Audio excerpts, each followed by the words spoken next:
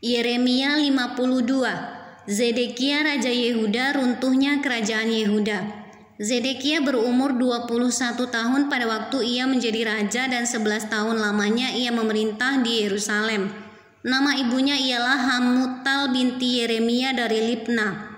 Ia melakukan apa yang jahat di mata Tuhan, tepat seperti yang telah dilakukan Yoyakim. Sebab oleh karena murka Tuhanlah hal itu terjadi terhadap Yerusalem dan Yehuda, yakni bahwa ia sampai membuang mereka dari hadapannya. Zedekia memberontak terhadap Raja Babel, maka pada tahun ke-9 dari pemerintahannya dalam bulan yang ke-10 pada tanggal 10 bulan itu, datanglah Nebukadnezar Raja Babel dengan segala tentaranya menyerang Yerusalem. Berkemahlah mereka mengepungnya dan didirikan merekalah tembok pengepungan sekelilingnya. Demikianlah kota itu terkepung sampai tahun yang ke-11 pemerintahan Raja Zedekia. Pada tanggal 9 bulan yang keempat, ketika kelaparan sudah merajalela di kota itu dan tidak ada lagi makanan pada rakyat negeri itu, maka dibelah oranglah tembok kota itu. Mereka melihat hal itu, maka melarikan dirilah raja dengan semua tentara, meninggalkan kota itu pada waktu malam melalui pintu gerbang antara kedua tembok yang ada di dekat taman raja. Sekalipun orang Kasdim mengepung kota itu sekeliling, mereka lari menuju ke Araba Yordan, tetapi tentara Kasdim itu mengejar raja dari belakang dan mencapai Zedekia di dataran Yeriko. Segala tentaranya telah berserak-serak meninggalkan dia. Mereka menangkap raja dan membawa dia ke Ribla di tanah Hamat kepada Raja Babel yang menjatuhkan hukuman atas dia. Raja Babel menyuruh menyembelih anak-anak Zedekia di depan matanya, juga semua pemuka Yehuda disembelihnya di Ribla. Kemudian mata Zedekia dibutakannya, lalu ia dibelenggu dengan rantai tembaga.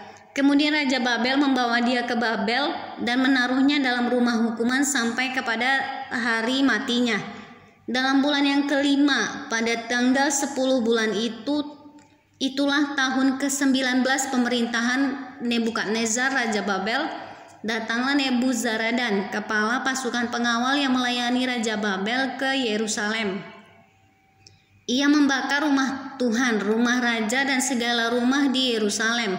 Segala rumah orang-orang besar dibakarnya dengan api. Segala tembok sekeliling kota Yerusalem dirobohkan oleh tentara Kasdim yang ada bersama-sama dengan kepala pasukan pengawal itu. Sebagian dari orang-orang yang paling lemah dan sisa-sisa rakyat yang masih tinggal di kota itu dan pembelot-pembelot yang menyerang ke pihak Raja Babel dan sisa-sisa para pekerja tangan diangkut ke dalam pembuangan oleh Nebuzaradan, kepala pasukan pengawal itu. Hanya beberapa orang miskin dari negeri itu ditinggalkan oleh Nebuzaradan, kepala pasukan pengawal itu, untuk menjadi tukang-tukang kebun anggur dan peladang-peladang. Juga tiang-tiang tembaga yang ada di rumah Tuhan dan kereta penopang dan laut tembaga yang ada di rumah Tuhan dipecahkan oleh orang Kasdim dan seluruh tembaganya diangkut mereka ke Babel. Kuali-kuali, penyodok-penyodok, pisau-pisau, bokor-bokor, penyiraman, dan cawan-cawan dan segala perkakas tembaga yang dipakai untuk menyelenggarakan kebaktian diambil mereka. Juga pasu-pasu, perbaraan, bokor-bokor penyiraman, kuali-kuali, kandil-kandil, cawan-cawan, dan piala-piala, baik segala yang dari emas maupun segala yang dari perak, diambil oleh kepala pasukan pengawal itu. Adapun kedua tiang laut yang satu itu dan ke-12 lembu tembaga yang ada di bawah kereta penopang, yang dibuat oleh Raja Salomo untuk rumah Tuhan, tiada tertimbang tembaga segala perkakas ini.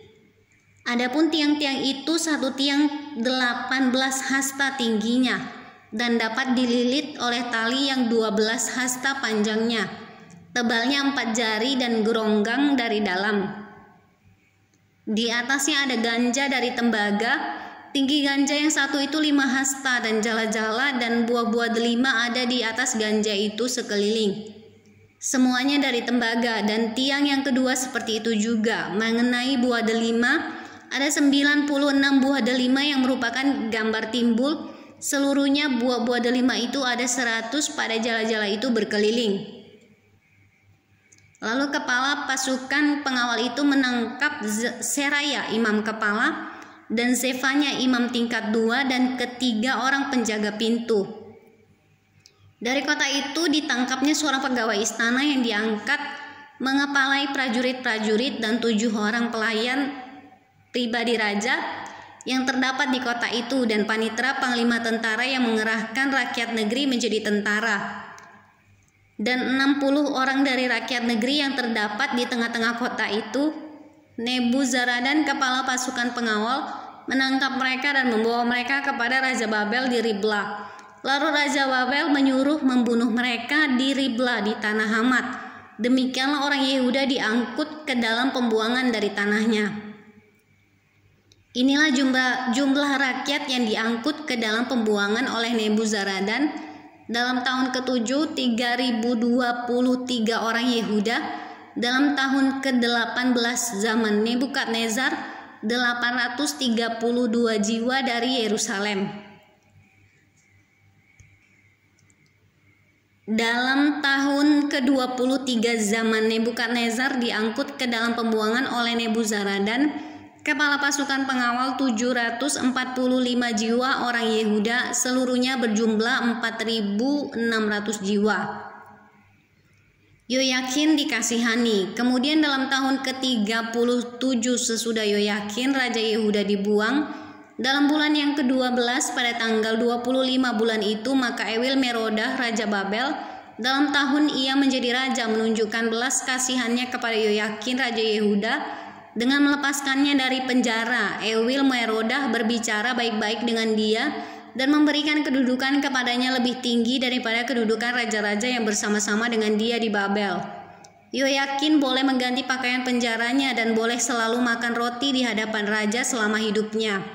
Dan tentang belanjanya Raja Babel selalu memberikannya kepadanya, sekadar yang perlu tiap-tiap hari selama hidupnya sampai hari matinya.